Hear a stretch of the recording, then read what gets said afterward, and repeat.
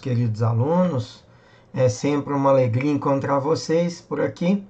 Hoje nós vamos dar continuidade ao nosso tema dos sistemas produtivos. E o nosso tema da aula de hoje é o volvismo. Vamos lá. Então, o volvismo, ele na verdade surgiu, ele foi idealizado na década de 1960, mas ele se consolidou a partir da década de 80, efetivamente, né? Em 1980 para frente.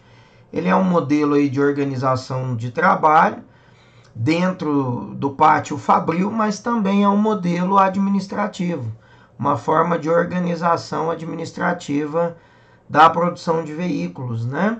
Ele surgiu dentro da fábrica de veículos Volvo, na cidade de Kalmar, na Suécia, né? Um modelo sueco, portanto, foi projetado e idealizado pelo engenheiro indiano chamado N.T. Shavankar e revolucionou o sistema econômico, né? A proposta do N.T. Shavankar e, consequentemente, do modelo volvista é exatamente essa organização bastante flexível e criativa. E é importante aqui a gente lembrar que um dos donos da indústria Volvo perdeu, né? Não sei se a esposa ou a filha num acidente automobilístico. E a partir de então ele se dedicou e teve assim como prioridade desenvolver um carro que pudesse garantir a segurança, né, dos seus passageiros, exatamente em razão do óbito, né, da filha ou da esposa desse sócio aí, de um dos sócios da Volvo, né? E é em razão disso que ele então viabilizou recursos econômicos e, juntamente com o N.T. Shavankar, desenvolveram então o volvismo, que é um modelo de produção aí extremamente importante dentro, a partir, sobretudo, da década de 80, no mundo como um todo, tá? Então ele é marcado pela forte presença dos sindicatos trabalhistas, né? Ao contrário dos outros modelos, né, que sempre queriam sindicatos e pessoas politizadas fora dos seus ambientes, né, fabris.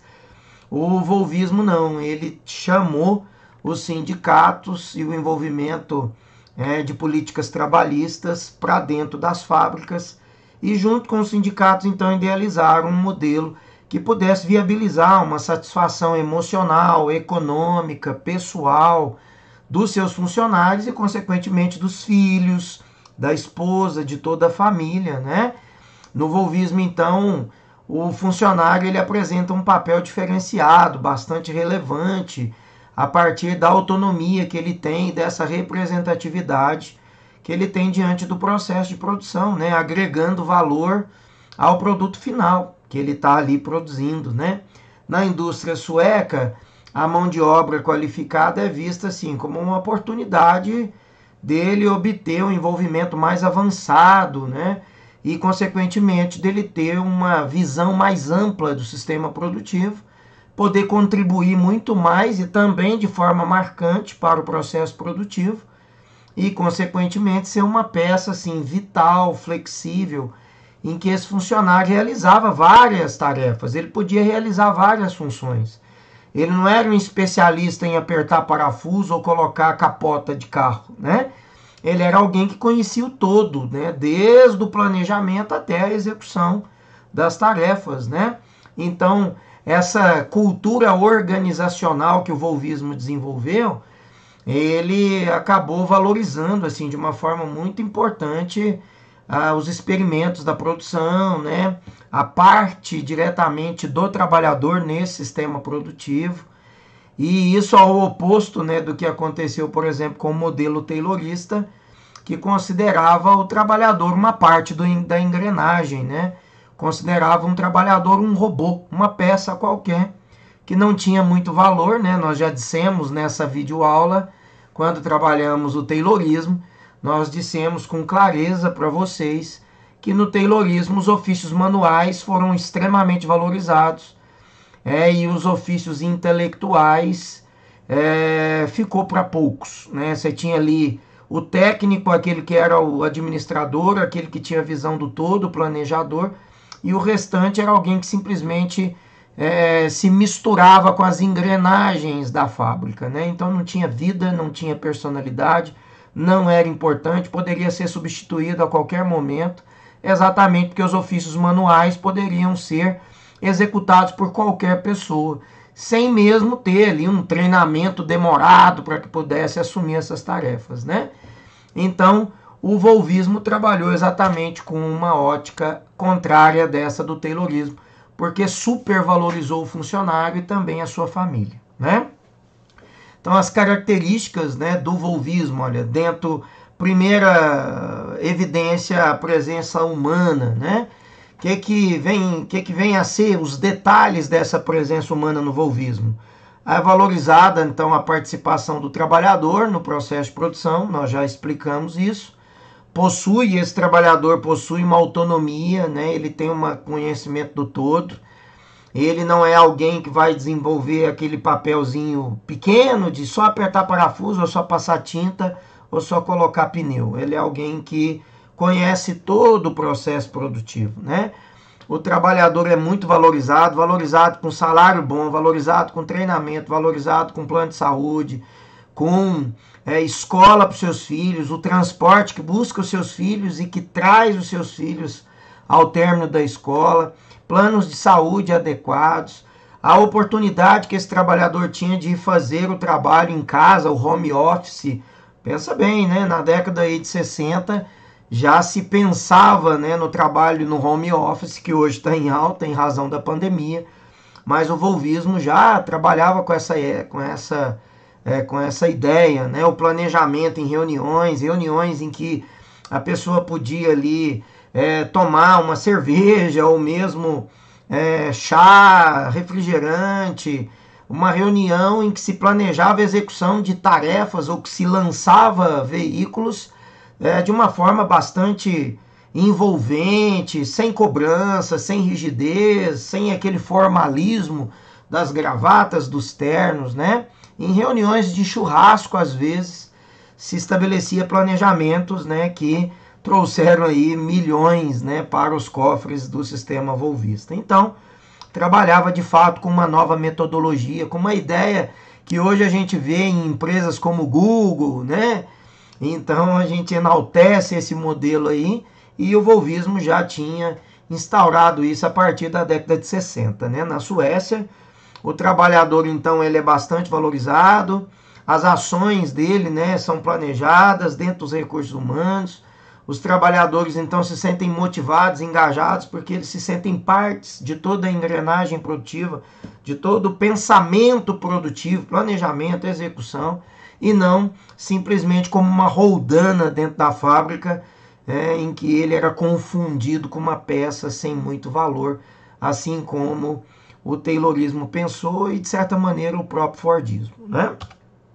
A estrutura, então, da fábrica, o sistema de manuseio de materiais centralizado e automatizado, então usavam a ideia das docas, né, em que o funcionário dava a volta em cada um desses setores e variava a execução das suas funções, né? Produziam, portanto, vários veículos ao mesmo tempo, de uma maneira planejada, né, objetivada, com critério de qualidade, né? Possui um baixo índice de ruído, muito protegido, né? Já pensando mesmo na saúde do trabalhador, pensando na saúde física, mas também na saúde emocional, né? O trabalhador, ele tinha aí a estrutura dentro da fábrica, apresentava uma infraestrutura de apoio aos funcionários, cozinha, banheiro, chuveiros, né, um colchãozinho ali na hora do intervalo para ele dar uma cochilada, salinha que ele pudesse fazer uma massagem, uma rede para ele dar uma dormida, né? A utilização de luz natural. Então, assim, pensavam de fato no bem-estar do funcionário e com isso ele produzia muito mais, né? A organização do trabalho, os trabalhadores, então, eles são organizados em grupos que possuem autonomia para solucionar os produtos, as dúvidas, né, os problemas que surgem dentro do processo de produção. Para a realização do trabalho, eles são oferecidos, então, cursos, treinamentos, inclusive em línguas, né, diferentes, proporcionar mais conhecimento avançado, domínio das tecnologias, né, para que eles pudessem exercer a sua função de uma maneira muito melhor. Os trabalhadores eles eram multifuncionais, ou seja, eles podiam exercer diferentes funções dentro do projeto de execução, né? Isso é extremamente importante. Então, economia, planejamento, contas, divulgação, marketing, comércio e a própria execução mesmo do veículo, né? Da montagem do veículo. Quais seriam, então, as desvantagens do volvismo? Por ele apresentar, então, especificações, né? Que exigem dos profissionais serem altamente qualificados, uma infraestrutura com ambientes diferenciados, com tudo aquilo que ele produzia e com tudo aquilo que ele oferecia também aos seus funcionários, né? Ele demandava um investimento maior. Então, você tinha que ter uma fábrica mais bem montada, uma estrutura bem montada, uma estrutura para atender a família desse trabalhador, os filhos desse trabalhador, o próprio trabalhador, e isso exigia mais recurso econômico, portanto, ele se tornava um pouquinho mais grandioso em despesa, né? Por conta do tempo, então, do custo, né, de estabelecer e de consolidar esse tipo de sistema, isso também é visto como uma desvantagem, porque leva mais tempo e leva mais gasto, né? Como no capitalismo todo mundo está pensando em lucro, em acumular mais dinheiro, então ele acaba se tornando um pouco inviável dentro dessa ótica de quem quer lucrar demais, né? Dessa forma, então, diante da crise econômica, né, e da recessão no mercado automobilístico, sobretudo depois da Segunda Guerra Mundial, o volvismo, então, passou a ser visto como um modelo de produção que poderia levar ao insucesso exatamente porque levaria mais recursos, demandaria mais financiamento, mais investimento, e nem todo mundo estava preparado ou tinha interesse em investir em ser humano, né? Como o volvismo trabalhava dentro dessa ótica. Então era necessário que ele apresentasse aí uma cultura organizacional que permitisse aí, que permita então comportamento e ações realizadas dentro do volvismo, né?